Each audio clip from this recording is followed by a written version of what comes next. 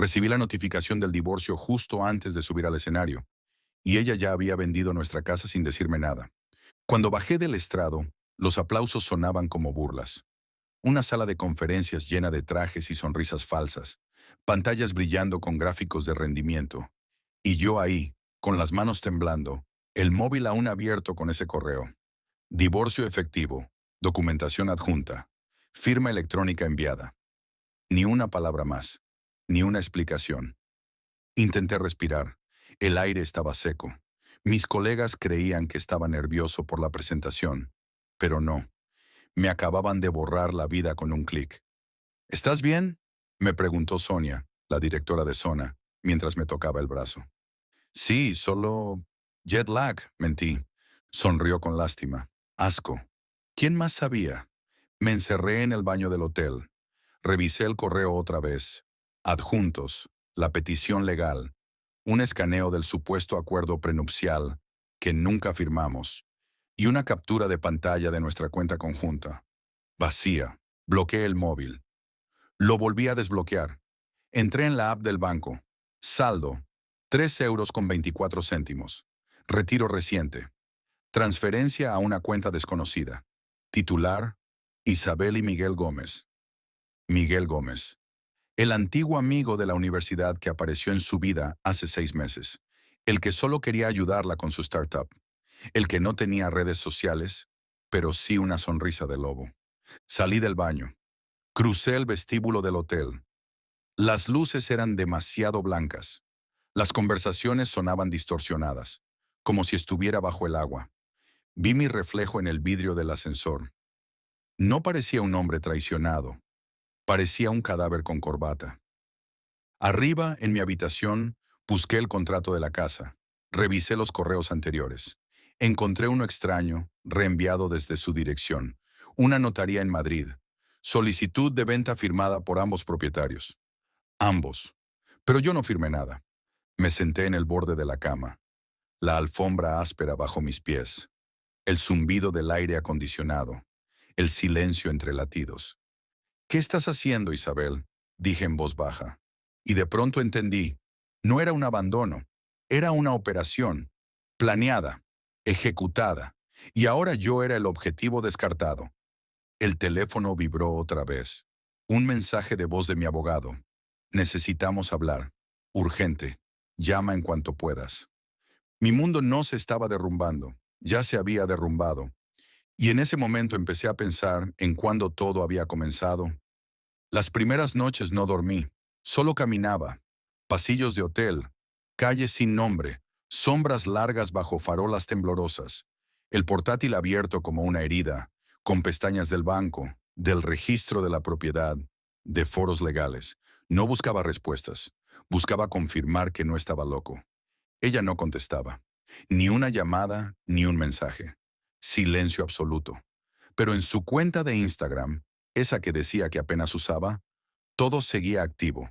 Nuevas fotos con Miguel en una terraza en Valencia. Una historia desde la playa. Hashtags vacíos como de nuevo capítulo. Nuestro hogar, nuestra decisión, escribió en una de ellas. Mi casa, mis muebles, mi colchón. Ella lo convertía en parte de su nueva narrativa. Me quedé mirando esa frase durante minutos. Nuestra decisión. ¿Quién más decidió? Revisé el contrato de la cuenta conjunta. Sí, podía transferir dinero sin mi firma si no superaba cierto límite diario. Pero lo que hizo fue fraccionarlo. Varios días, varios retiros. Inteligente, fría. Fui al buffet del hotel. Era casi medianoche. Un camarero me observó mientras servía café. Le devolví la mirada. Me pregunté cuántas veces alguien se había sentado ahí, tratando de no gritar. ¿Todo bien, señor?, preguntó. ¿Usted cree en las segundas oportunidades? Le respondí.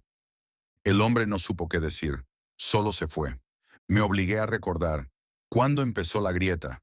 El primer engaño disfrazado de descuido. Aquel día en que olvidó cerrar su portátil y vi el correo de Miguel.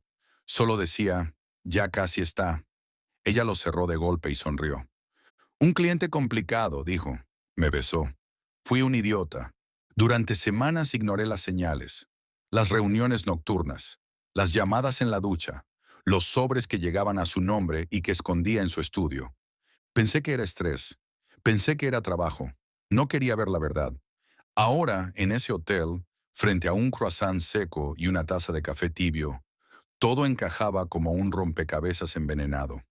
Encendí el portátil, abrí una carpeta nueva. La llamé Reconstrucción. Arrastré las capturas de pantalla, las fechas, los movimientos bancarios. Todo lo que pudiera probar lo que ella había hecho. Pero no por nostalgia, no por justicia. Empecé a entender algo más oscuro. No quería solo que se corrigiera el error. Quería que lo pagara. Y no solo ella. Miguel, el notario, quien aprobara esa venta sin mi firma. Todos. Me convertí en mi propio espía. Un investigador con corbata. Pero aún no sabía cómo. Aún no tenía armas. Solo tenía rabia. Y la certeza de que nadie iba a salvarme si no lo hacía yo mismo. Volví a Madrid sin avisar. Cambié mi vuelo. Cancelé reuniones. Dije a recursos humanos que necesitaba una baja breve por asuntos personales. Mentí con calma. Ya no era el empleado ejemplar. Era otra cosa. Un hombre sin tiempo que planeaba en silencio. Lo primero fue visitar el registro de la propiedad.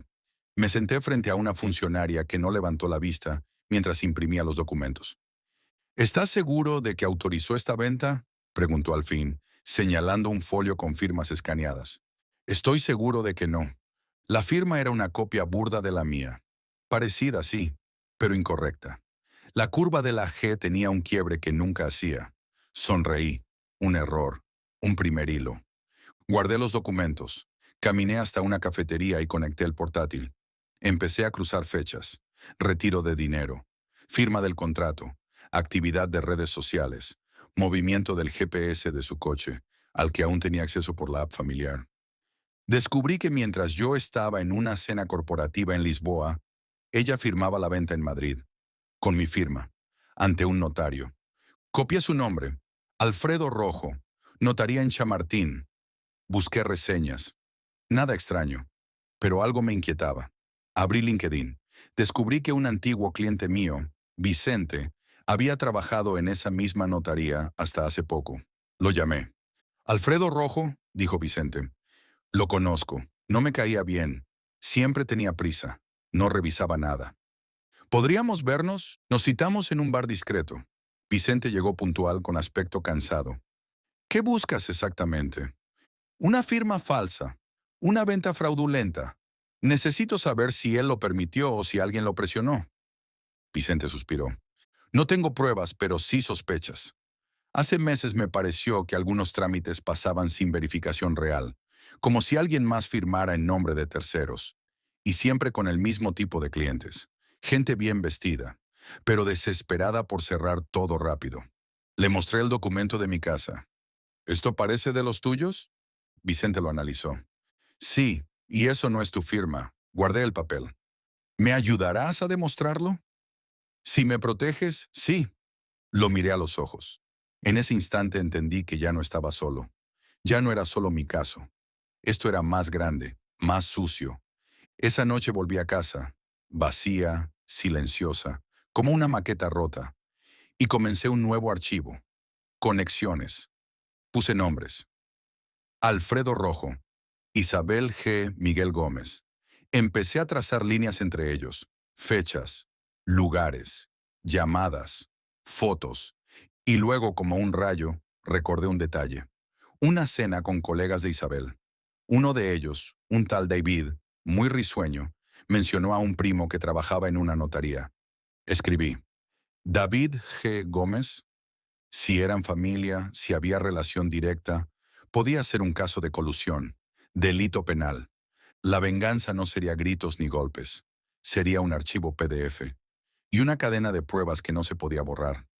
Y por primera vez sentí algo distinto a la rabia. Sentí dirección. La primera trampa fue un correo. Formal. Cortés. Un supuesto interesado en los servicios legales del notario Alfredo Rojo, pidiendo una reunión urgente para una compraventa de un inmueble con documentación sensible. Usé un alias, Jorge Herranz. Nombre común. Falso DNI, pero con estructura legal. IP enmascarada. Me respondió en menos de una hora. Disponibilidad inmediata. Puede pasar por la oficina mañana a las 10 en punto. Llegué puntual, traje oscuro, portafolio con papeles inútiles. En la sala de espera, una mujer lloraba. La secretaria fingía no oírla. Me recibió rojo en su despacho. El mismo rostro que había visto en su perfil. Canoso, expresión cansada, sonrisa automática.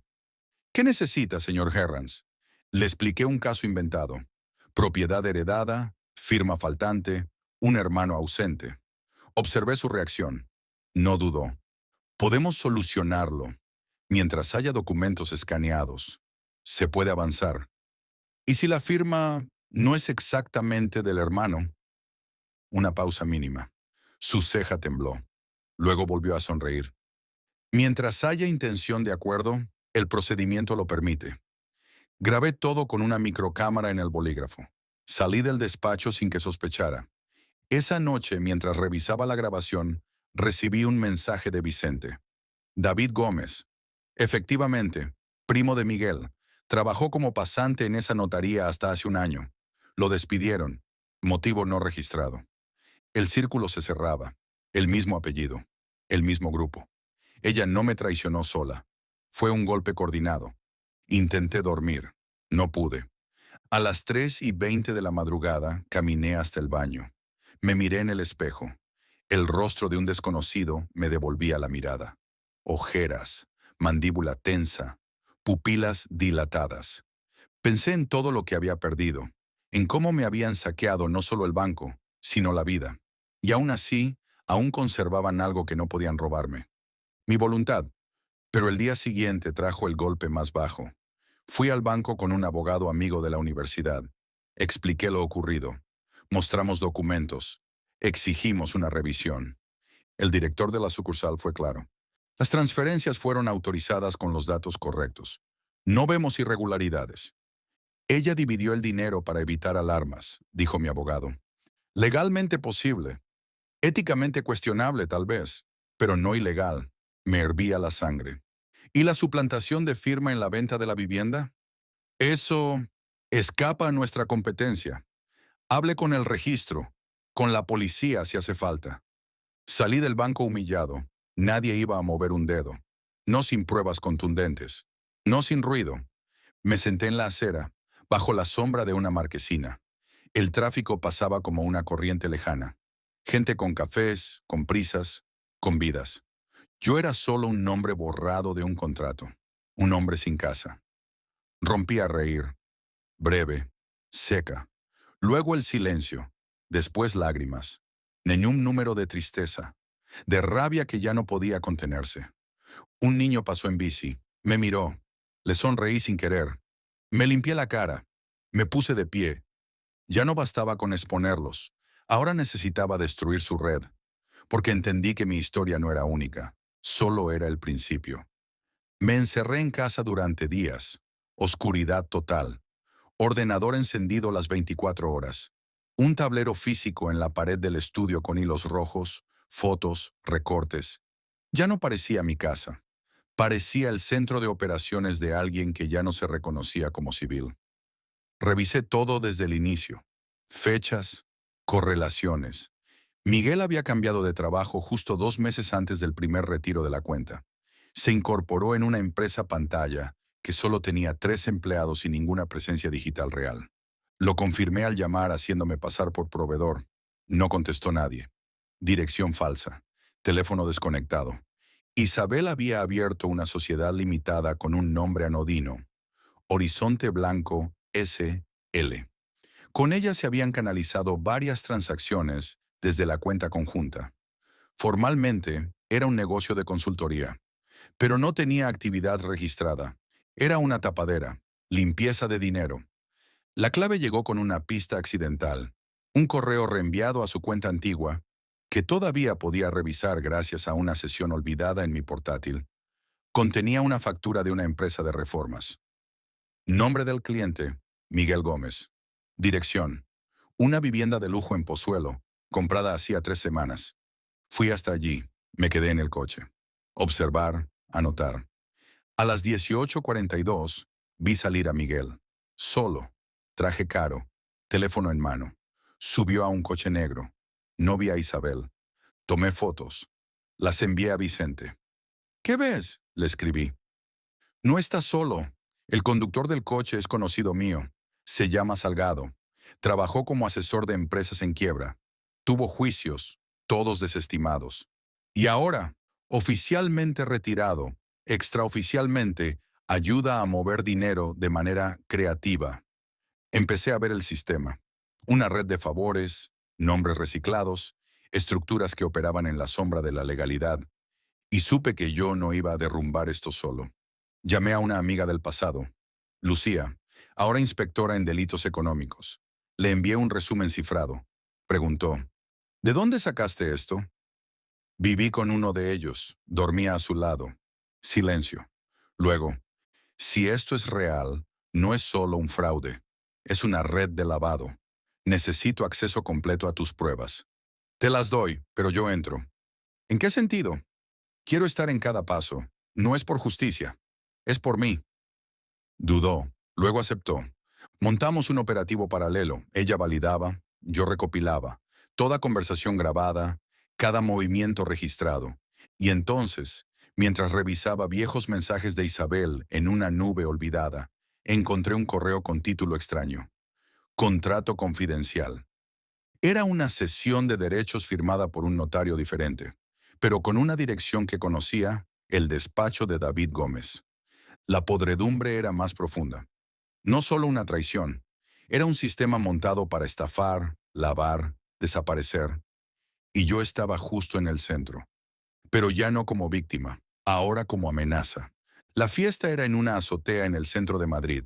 Gente influyente, copas de cristal, músicos con saxofón y camareros con guantes blancos. Isabel estaba allí. Por primera vez en meses la vi en persona. Vestía un vestido rojo, cabello suelto. Sonreía, como si nada hubiera pasado. Yo también fui invitado. Gracias a Lucía, que movió hilos, me presentaron como consultor de recuperación financiera. Nadie sospechó.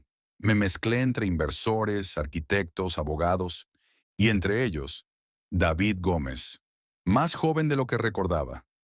Apretón de manos firme, sonrisa de plástico. ¿Nos conocemos?, me preguntó. Creo que no. Conversamos. Le hice preguntas inocentes. Proyectos, contactos. Mencionó a Miguel.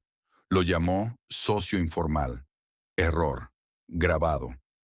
Más tarde en la barra crucé mirada con Isabel. Por un instante vaciló.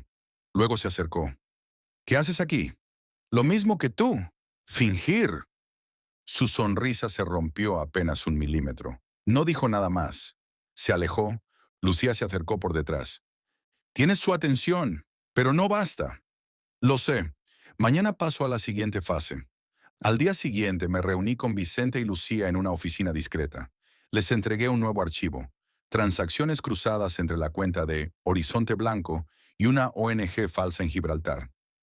Esto es clave, dijo Lucía. Esto nos da entrada judicial. Presentó el caso al fiscal. En paralelo montamos una red de vigilancia. Isabel y Miguel fueron puestos bajo escucha. David también. Yo me dediqué a sembrar dudas. Llamé a un colaborador de David haciéndome pasar por inversor. He oído que algunos proyectos están bajo investigación. ¿Quién te dijo eso? Hay ruido. Prefiero no arriesgarme. Pánico sutil. David empezó a mover dinero. Miguel canceló viajes. Isabel visitó su abogado. Todo se aceleraba. En el trabajo era otro hombre. Silencioso. Preciso. Nadie sospechaba que usaba las bases de datos para rastrear movimientos empresariales vinculados a la red. Cada nombre que aparecía lo cruzaba con documentos, armaba conexiones, exportaba todo para Lucía. En una reunión de dirección, mi jefe dijo, quiero que todos tomen ejemplo de él. Sereno, eficaz, imprescindible. Nadie sabía que yo estaba dinamitando a los traidores desde dentro. Y entonces, una noche, Lucía me escribió un solo mensaje. Mañana, órdenes de detención en marcha. El fin se acercaba, pero no era alivio. Era tensión pura, porque el plan podía fallar, porque Isabel aún tenía cartas que no había mostrado. Pero yo tenía una última jugada también. y no pensaba reservarla. El juzgado estaba lleno. Cámaras afuera, voces tensas. El caso, filtrado por alguien del entorno judicial, ya era público. Red de estafas y blanqueo con ramificación en el sector inmobiliario. Nadie mencionaba nombres aún, pero en los pasillos ya se susurraban los apellidos. Isabel llegó de la mano de su abogado. Maquillaje impecable, tacones firmes, pero los ojos vacíos, sin dirección, como si ya supiera. Miguel no apareció. Lo arrestaron esa misma mañana en su despacho. Imágenes del momento circulaban en redes. Esposado, sin corbata, escoltado por 2 agentes. David fue citado como testigo. Temblaba. La toga no podía ocultar el sudor en su frente. Yo estaba allí, no en el estrado, en la segunda fila, entre el público, invisible. Pero cada palabra que se decía era parte de mi historia. Lucía testificó. Impecable. Presentó pruebas, grabaciones, transferencias. Cada fragmento construía un mapa perfecto. El fiscal leyó. Se estima una estafa total que supera los 1,8 millones de euros, con implicación directa de los acusados en al menos 4 operaciones fraudulentas, incluyendo suplantación de identidad y falsificación documental. Isabel bajó la cabeza por primera vez. Cuando mencionaron mi nombre como parte denunciante y colaborador clave en la investigación, sentí que el tiempo se detenía. Isabel giró la cabeza, me buscó, me encontró, me miró.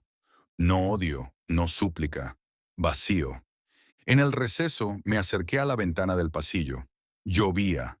En la plaza manifestantes con carteles. Basta de impunidad. No somos cifras. Una mujer se acercó a mí. Canosa, rostro firme. ¿Usted es el que destapó esto? Asentí. Mi hijo perdió todo por culpa de esa empresa fantasma. Gracias. De verdad, quise responder. No pude. A la tarde, la jueza pronunció las medidas cautelares.